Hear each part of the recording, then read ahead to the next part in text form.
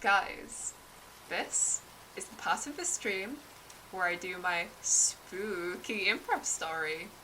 And today's prompt is by the writer 22, and the prompt is bed. Thank you very much. Okay. Once upon a time, there was a little boy called Terry. And Terry was a very, very, very, very, very lazy boy. He would spend all day in bed. He played video games in bed, he ate in bed, he barely left his room. He was a bit of a neat. If you guys know what a neat is. I didn't until like a few years ago. And one day, his mum came into his room, and his mum said, "Terry, what is all this mess everywhere? There's takeaway containers, there's foil on the floor, there's sellotape, there's game controllers everywhere, there's a mess. You've not changed your bed sheets in weeks. Terry, we're having an intervention." Terry was like, "Mom, this is just how I live my life. Leave me alone." "No, we're having an intervention right now," said Terry's mum. "Get out of bed." Terry's mum grabbed Terry's wrist, yanked him down the stairs, seated him at the table. She plopped down into her seat with her arms crossed, looking at him very angrily. "Terry, I think we need to have a talk about you being in bed all the time." "Mom, look, I'm tired, okay? Like, give me a break. Like, I've had school and homework, and, you know, it's just the daylight savings happened, and I'm exhausted." "Look, Terry, if you want to make a living in this world, you need to make sure that you wake up at a proper time and go to sleep at a proper time. Otherwise you will fail." Terry's mum doesn't understand the world. Fine, I'll try, okay, to sleep and get up at a proper time." "Good. And I expect you to go for at least one walk a day." "Mom, why? You're already making me get out of my bed every day." "No ifs, ands, or buts," said Terry's mum.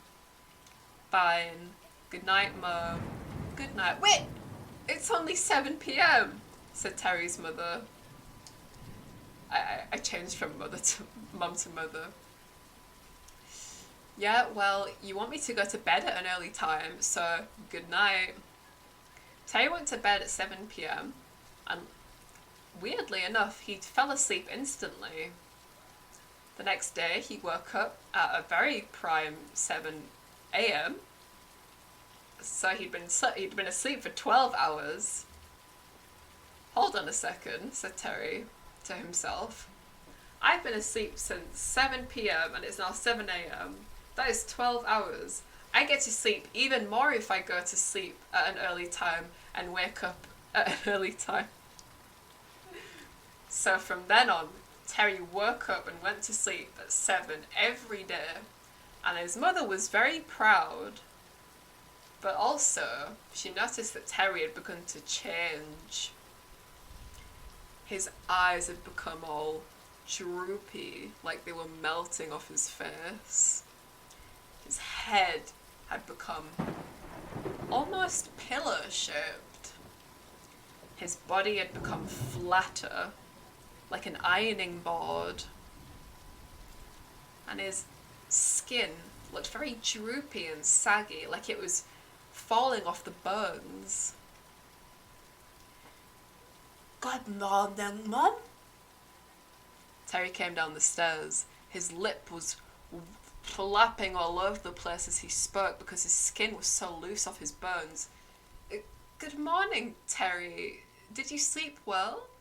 "Oh yes, I slept so much. It was lovely." As he speaks, a speckle of skin flies off into his mother's cereal bowl. "Oh, well, That's lovely to hear, Terry. Do you have any plans for today? Yes. I'm going to stare out at the sky from bed. Okay, darling. Are you going to go for a walk today? Maybe, but I'm not sure. I'll go have a think about it in bed. Terry went back to his bedroom after having his breakfast. And Terry's mother just sat there like, okay, I'm not going to eat this anymore. Never mind. It's got a bit of flesh in it. So she left Terry for another day. The same thing happened the next day. Terry came down and he looked even droopier than the day before. Look, Terry, I think we need to have an intervention, said Terry's mum. We're always having these interventions, said Terry. Can't you just leave me alone? But, Terry, have you not noticed that you've changed? Changed how? I feel perfectly fine. I'm getting so much rest, and I'm going to bed and sleeping so much. Yes, you may be going to bed at a good time and waking up at a good time, and I'm proud of you for that, Terry, but you're not my little boy anymore. What? You don't seem like Terry anymore. Who are you? It's me. I'm Terry. How can you say that about me? Terry runs up the stairs to his bedroom and slams the door. Terry, wait, no, I'm so sorry. Terry's mum runs up the stairs after him, banging on the door. Terry, please, I'm so sorry, I didn't mean it. I'm so proud of you, honey. Please, just answer me. She doesn't hear a single thing from Terry's bedroom. Terry? Are you in there, Terry? Terry's mum slowly opens the bedroom door, and there, on Terry's bed, is a long skin sack that was once Terry. Terry?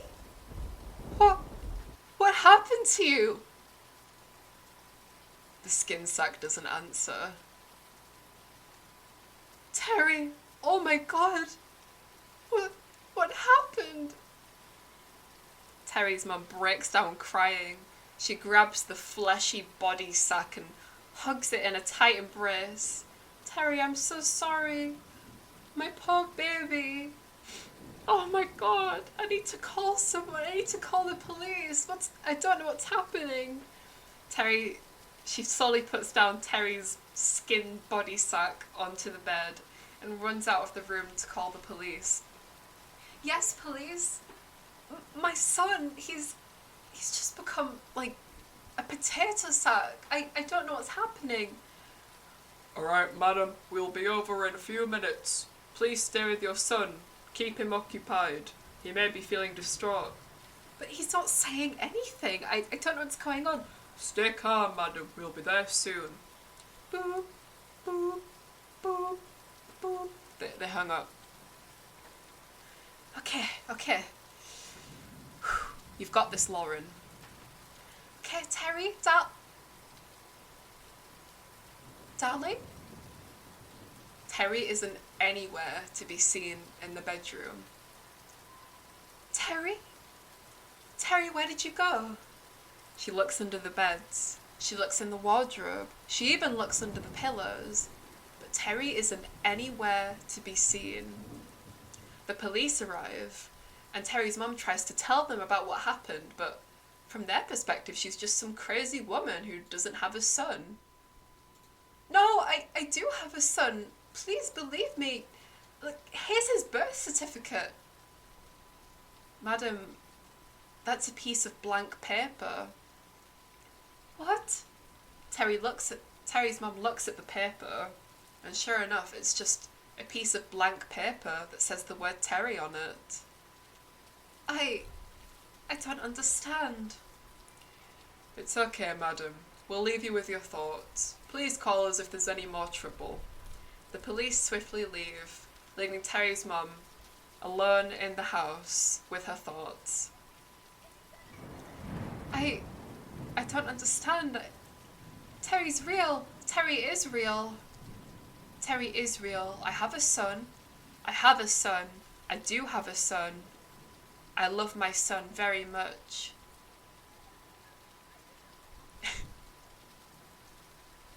And Terry was never seen ever again.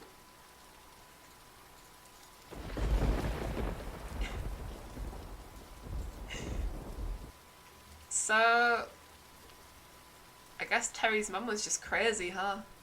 She never had a son. Maybe it was a coping mechanism, or maybe she was just crazy from the beginning. Who knows? All I know is that that was a real story. And you want to know how I know that that was a real story? Because I was one of the police officers that went to the house.